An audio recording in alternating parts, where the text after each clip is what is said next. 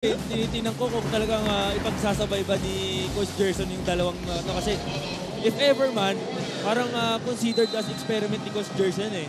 Pero on the other side naman kasi, Anton, alam naman natin si Ralph Robin and si King Cortiza eh, one of the primary offense nitong ni Coach Gerson. So we'll see mamaya pagdating sa mga dikdikan sa fourth quarter. Now in relation dito sa strategy na to, naalala ko nung time nyo, season 91, Mark Cruz was coming off the bench as we see this move by Valencia. May time ba na ikaw medyo naiinip ka na sana yung pagsabay na kami ni Coach Aldin, K-Rax, Nambatak, and Mark Cruz at the same time on the court?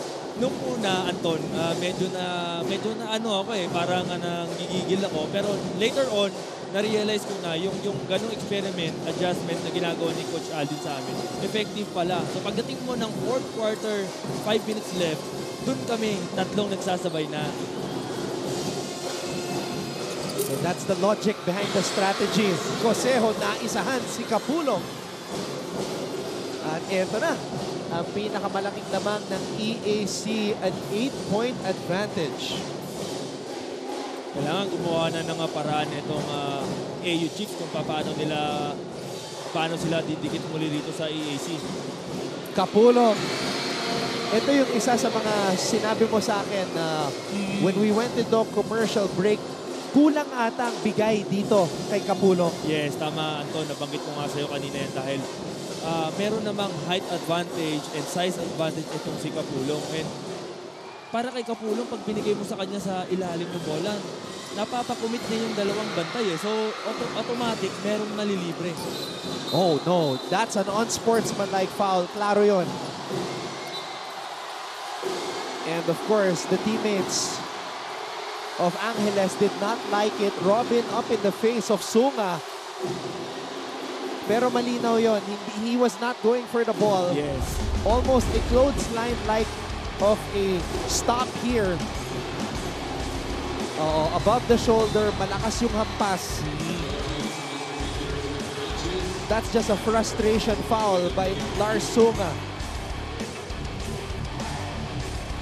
And I think, Anton, it is not necessary na gumawa ka ng ganyang foul kasi for the AU Chiefs, masakit yun dahil kayo yung naghahabol and unti-unti nakukuha nyo na yung momentum nyo. Hindi gagawa ka ng ganong unnecessary foul. At sa replay, dumaplis pa sa muka. Noong una kasi, parang shoulder lang. Pero tumama din yung braso sa muka.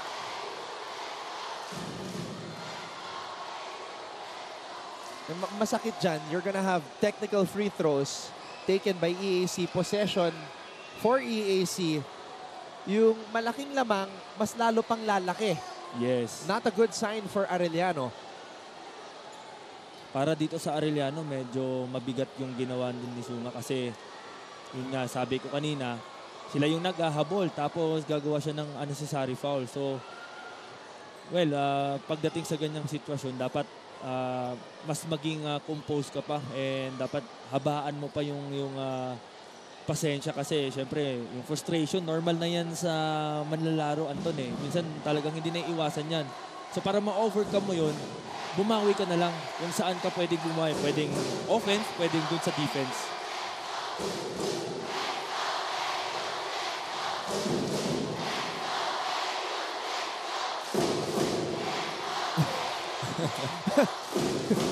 Binatukan pa si Brian Angeles. So, the kid's okay. He should shoot these free throws. This is a perfect opportunity for the EAC Generals, Anton, kasi ito na yung magandang timing na makakalayo na sila dito sa Arellano Chiefs. Since itong Arellano Chiefs, laging nakakadikit sa kanila tuwing lumalamang sila ng malaki. Going back to yung usapan namin ni Coach Gerson before the game, ang mindset niya is every game, it's gonna be a close game. Yes. And it's gonna boil down to end game composure. Yes. Tsaka yung tapang, yung guts ng player sa dulo. Let's get more from the EAC side. Ito ang report ni Lysel Galpo.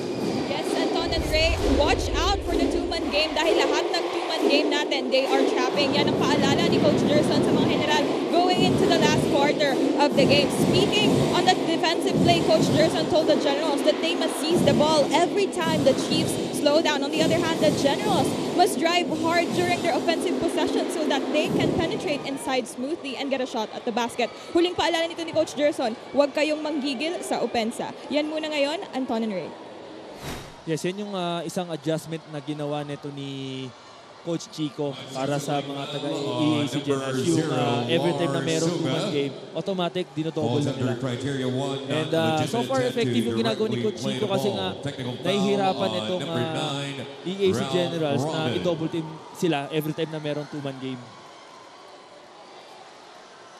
Oh, wow. May warning dito kay Ralph Robin. Si Robin kasi Sumugod siya sumugod siya kay Sunga in defense of Angeles, of course. Coach Gerson is trying to get King Gurtiza in the game. So sorry, it's not a warning. It's a technical foul on Robin also. Dahil sumugod siya kay Sunga, kaya tumitira rin ng technical free throws itong si Felix Villarente.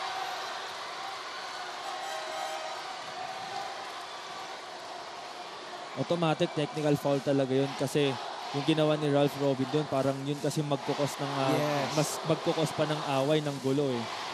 Kumbaga nakaka-ignite ng mga incidents yun. Kaya napasugod din sina Umpad eh. Nung nakita niyang sumugod si Ralph Robin. Okay, makibalita naman tayo sa Arellano side. Ito si Hannah Arguelles.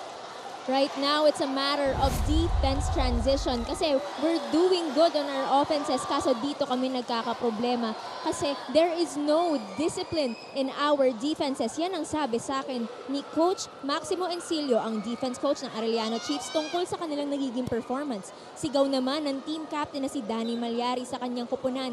Attitude, ilang puntos na lang, tapusin na natin to na tayo ang panalo. Will these words be enough to bring the game back to the Chiefs' favor, Anton and Ray?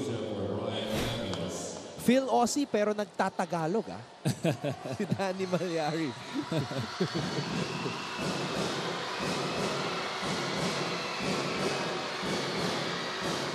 Pero yun nga, going back, wala silang disiplina sa depensa. Yes, yun yung talagang malaking factor pagdating sa depensa nitong AU Chiefs. Yung walang disiplina sa depensa dahil nga kanina pa natin nakikita itong mga taga-generals na laging may outlet pass laging may fast break points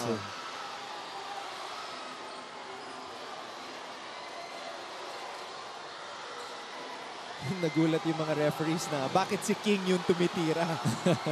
Well, sinab siya ni Coach Gerson. The thing is, was that considered a shooting foul? Hindi pa naman, di ba? Yung pag-foul ni Sunga?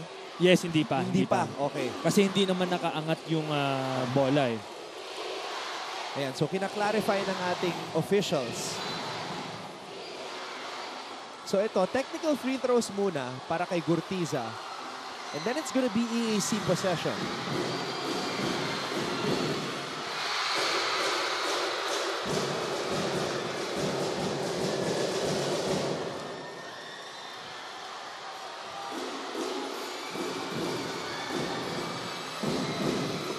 Two for two for King Gurtiza. Walang kahirap-hirap. Ito na, Anton, yung inaantay natin. Yep, the tandem. Yes, King Gurtiza and Ralph Robin, the tandem. Titingnan natin kung talagang effective itong dalawang to pag nagsabay sa loob. Gurtiza, Tolentino. Gurtiza from way out. Paubos na yung oras. Nat Cosejo. Hindi ako sigurado kung bakit ganun yung nag-discarte ni Nat. Para na off-balance, unorthodox shot by Nat Cosejo. Motan, T-Mac with a basket. 5 na lang ang lamang ng EAC. Oh, a steal by Ongotan. Villarente. Ball will stay with Arellano.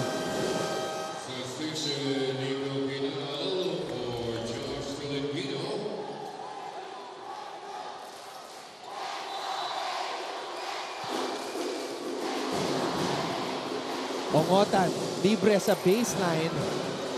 Kapulong with the putback. Ito na ang Arellano. Yes, dumidikit na namang muli ang mga taga-Arellano. So Arellano is playing zone defense. Tingnan natin kung effective itong zone defense nila. Kinal, in and out on that shot. Umpad. Yun pala yung pinaghahandaan nila Coach Chico as Ongotan goes up, hangs in the air, and scores plus the foul. T-Mac Ongotan with a hang time.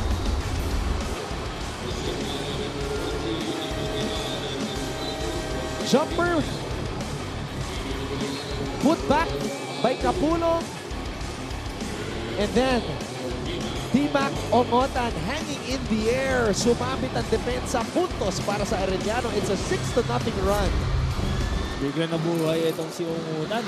Kaya lang, nagminti sa free throw. A 6-0 run by the team of Coach Chico Manabat. And Ray, I think it's a 1-3-1 Yeah, zone. 1-3-1 into 2-3 zone. Yun ang ginagawa ngayon ng Arellano Chiefs. At ginawa lang nila yan nung pumasok yung dalawa. Nagsabay. Oh, wow! Maguliano with a Nat Cosejo.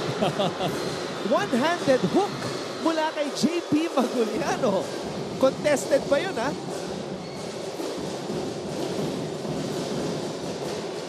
Malyari will attack. Malyari using the offhand. Lead pass para kay Gurtiza. Inside pass para kay Maguliano. Back out to Kinal. Cosejo na libre na naman. Not that time para kay Nat. Pero alam natin yan. Yes. Favorite spot ni Oo. Cosejo yan. Yun talaga yung nagpabuhay niya. Yung tira niya sa labas, sa gitna. Itong ninat ko si last game against LPU Pirates. Kapulong. We're seeing Kapulong receive the ball, Ray. Pero ito yung mga cuts ni Baby Shaq eh. Hindi yung poste. Yes, yung ina-expect nating poste pero mali tayo dahil ang ginagawa ni Kapulong is pagka tuwing may drive na teammate, lagi siyang kumakat. At lagi rin siyang na-open eh. And Valencia is able to draw a foul.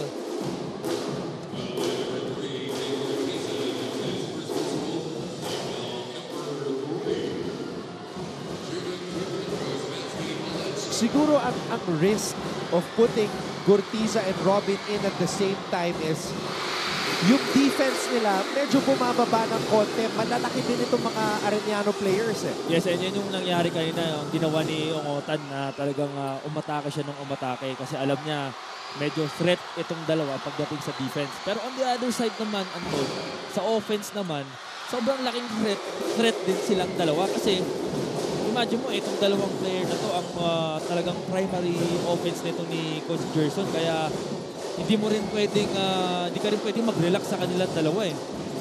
Gurtiza, hinarangan. Cosejo, Kinal. Baseline floater, no. Kapulong with the board. May pagkakataon ng Arellano dito na maitabla o makuha ang lamang. Yes, magandang execution lang para sa mga AU Chiefs. And I think makukuha nila yung tabla kung magkaroon lang sila ng magandang execution. T-Mac with a jumper. No. Cosejo with the board. That's a good shot. Kaya lang, hindi lang talaga pumasok. There's that 1-3-1 zone. Robin. And it's Arellano basketball. It's gonna be a foul on Cosejo. That's the fourth team foul. So, isa na lang. Nasa penalty na ang EAC.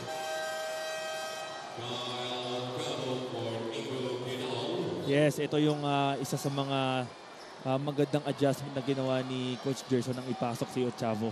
Kasi nagra-run itong AU Chiefs. So, kailangan nila ng isang guard na talagang madiin dumipensa. And ito nga, ang kailangan ni Coach Gerson, si Ochavo.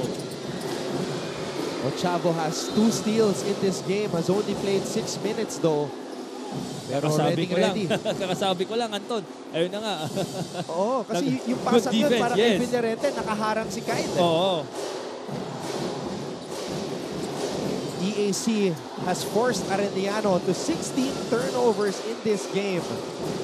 Gurtiza falling down, throws it out to Ochavo. Maguliano mula sa kanto.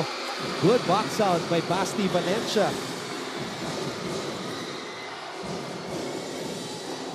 Valencia aatake. Valencia. Everything but the shot on that play. Nakatutok na sa ring. What a game.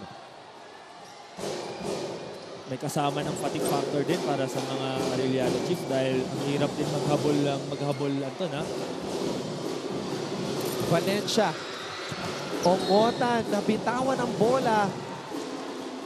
And syempre yung hustle ni Ochavo Yes. made that possible. Kasi kung hindi siya nag-hustle, sure rebound yon para kay Ongotan. Yes.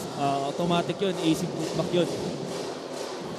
And ito rin kagandahan kay Ochavo pagdating naman sa opensa nila kasi siya talaga yung floor general eh. Magaling siya maghanap ng open na kakampi. Ochavo has options. Robin to his left, Gurtiza to his right, and King Gurtiza silences the Arellano crowd.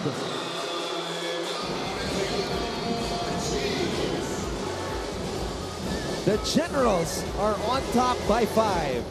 Timeout Arellano.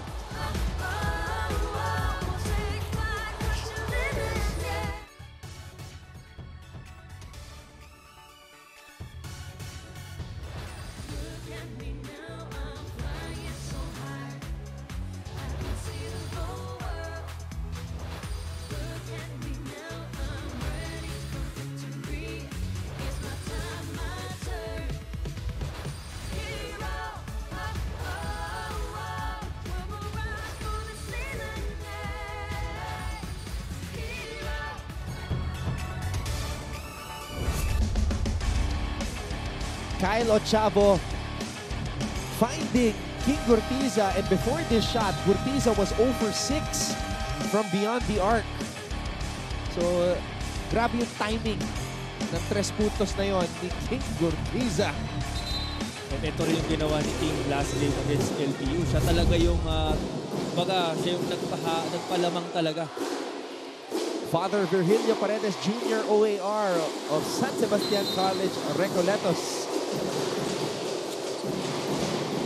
Earlier, San Sebastian losing to Perpetual 64-50. Crucial possession para sa Chiefs. Will this be the first post-up para kay Kapulong? Well, nangihingi talaga ng pasa itong si Kapulong. What a move by Jade Talampas. Cuts the EAC lead to 3. Humihingi ng bola si JL Kapulong pero nakadepensa si Nat Gosejo. Gurtiza, baseline drive. Luciano. Maguliano, top of the key, 3. No. And it's going to be Arellano Chiefs basketball.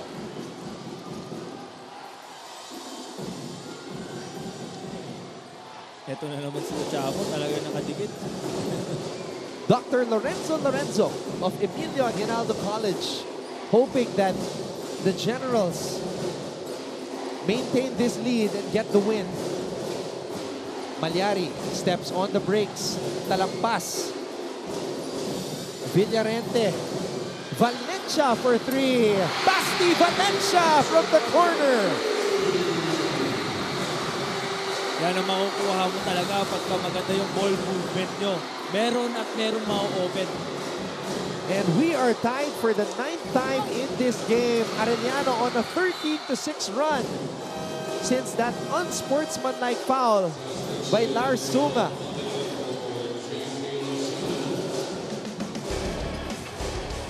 Ito yung atake kanina ni Jade Talampas.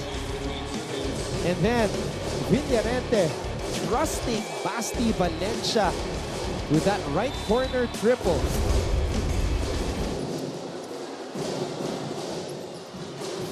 Sa shot clock ng EAC, Ochavo. Robin, one dribble pull-up. Ralph Robin with a clutch jumper. Yan talaga yung isa sa mga favorite shot niya.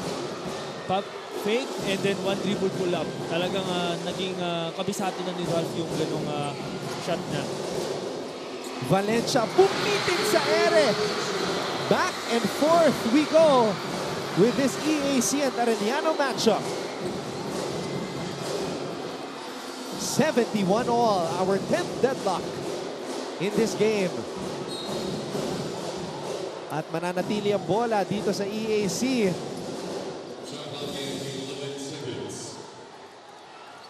Coach Gerson Cabiltes hoping that EAC can pick up back-to-back wins. So does Coach Chico Manabat, very jolly in the sidelines despite being in the heat of battle. Gurtiza, Ochavo, kailangan na tumira. May agaw dito. Villarente has the ball. Villarente to talampas for three. Arellano takes the lead. Wow! Talagang hinahanap nila yung outside talaga, Anton eh. Alam na. Actually, pwede mo nang i-layup to pero nakita nila wide open si Talampas. Binigay nila doon and ganun sila katiwala doon sa mga teammates nila. And this is going to be a crucial decision to be made by our officials. Sino ang huling nakahawak sa bola?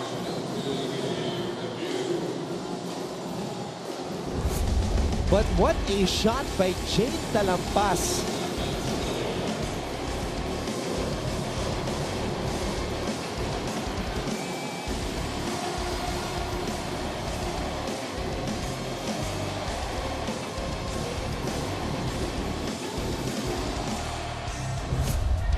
So anong nangyari doon? Si Ochavo swinging with his left arm. Tapos tumama yung bola sa kamay ni Jade Talampas. And that is why it's EAC ball right now. This is big and crucial possession for the EAC Generals kasi lumamang na bigla itong AU Chiefs. So tingnan natin kung anong execution ang gagawin ng EAC. Na yung fourth quarter lang pinagsabay ni Coach Gerson Cabiltes, si Ralph Robin at King Gurtiza. Gurtiza, susubok mula sa labas. King Gurtiza! And we are tied for the 11th time in this classic NCAA encounter. And that is going to be an offensive foul. Basti Valencia spinning at his elbows, hitting the face of JP Maguliano. Gerson Cabiltes told me, composure and guts. Yun ang naging susi sa pagkapanalo ng EAC in their last game against LPU. And that stays true in this game. Pareho yung pinakita ng same lang din yung pinapakita ng EAC Generals ngayon, yung composure.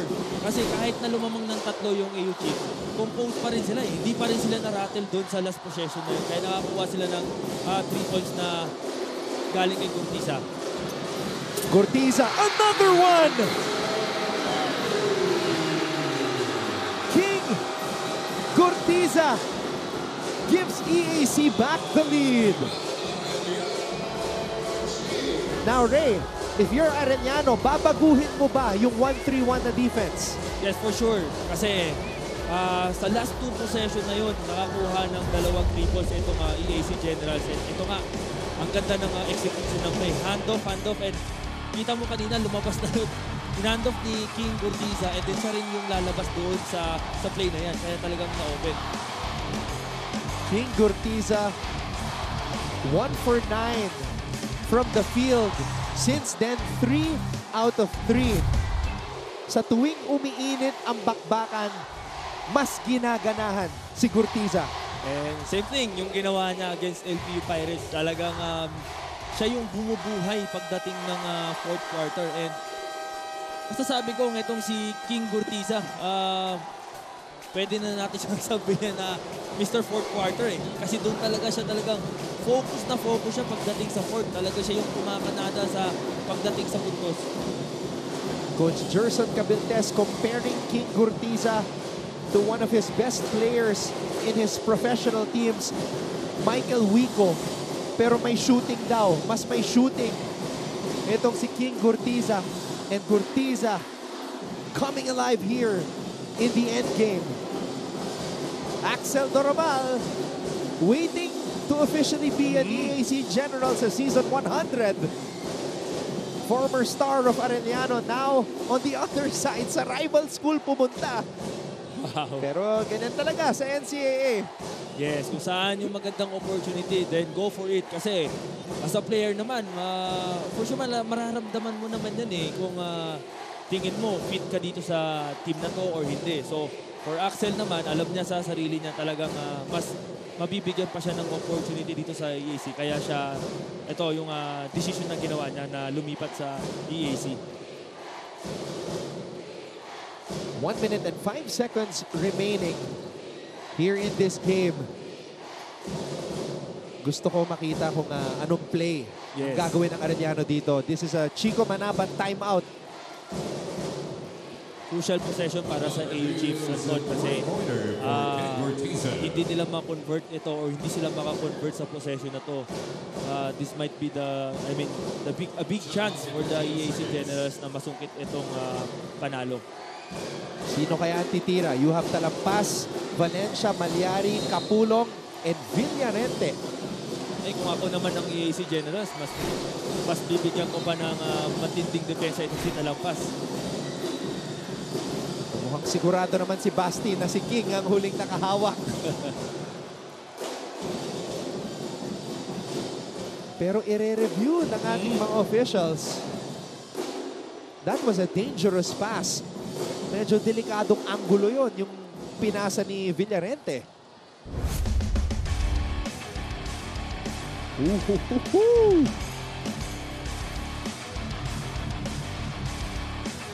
Parang yung pasa ni Monje kay Javillonar in the Letran and San Beda game,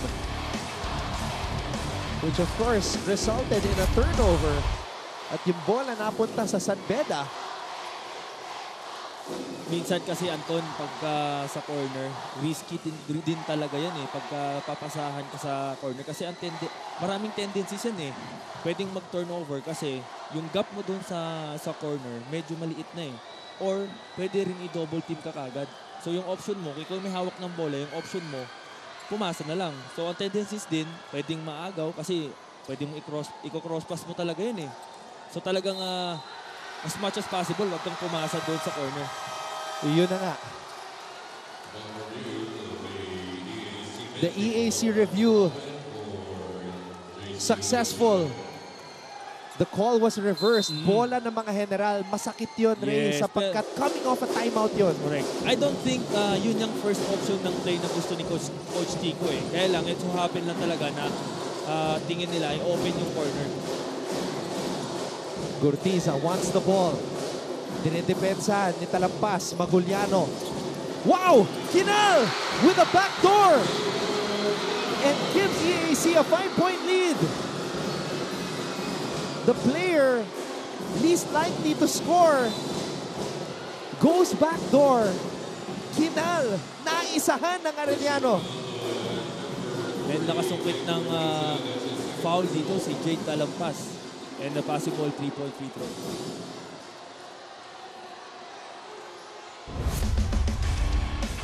Balikan natin itong backdoor ni Nico Kinal. EAC now on an 8-0 run.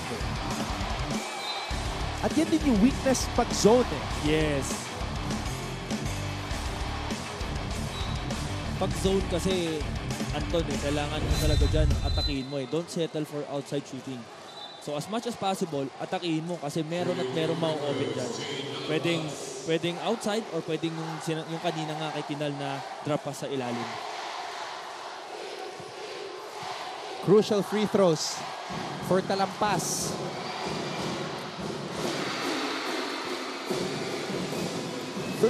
.1 seconds remaining.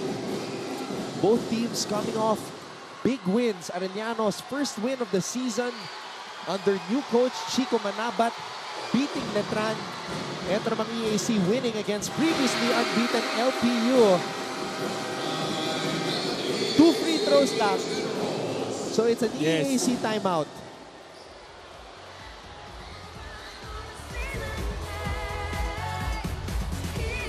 So if you're EAC, Ray, you have possession of the ball. 3-point lead. Anong attacking maganda na pwedeng gawin dito ni Coach Gerson?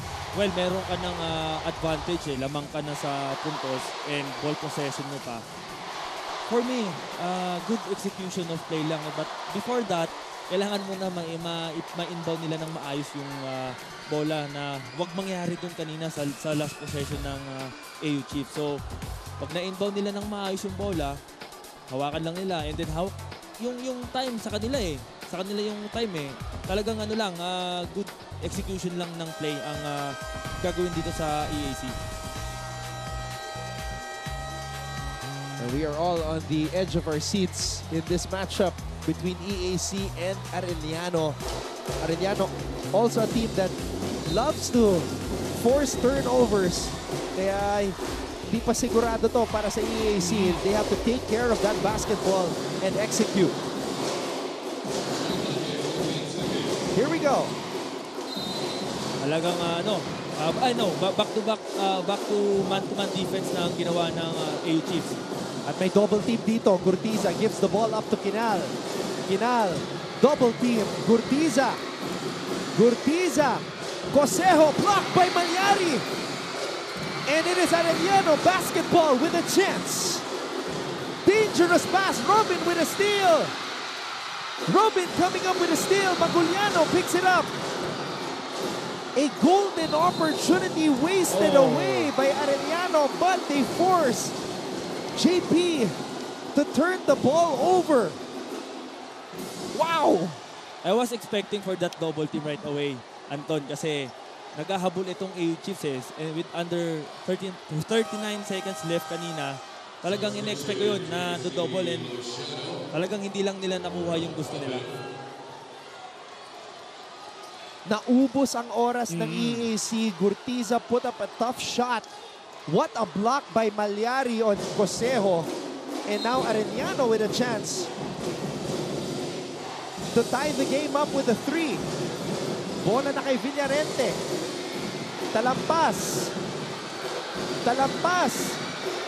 Finding space. Talampas short. Maguliano with the rebound and it's over. The EAC General survive and defeat Arellano. What a win! Ganda yung pagka-depensa kay Jay Talampas. Talagang hindi nila binigyan ng clear late. What a finish! EAC back-to-back wins. 79-76 against Arellano. Hindi naging madali ito para sa mga General, Ray. Yes, and kita naman natin talagang lumaban hanggang dulo itong AU Chiefs. Talagang nagkaroon lang ng breakdown pagdating sa dulo. And yung turnovers ang naging factor para dito sa AU Chiefs. Kaya nakuha ng EAC itong panalo. And what about the end game para kay King Gurtiza? Back-to-back threes nung nag-zone yung Arellano. Gurtiza taking advantage. 14 points, 11 in the fourth quarter.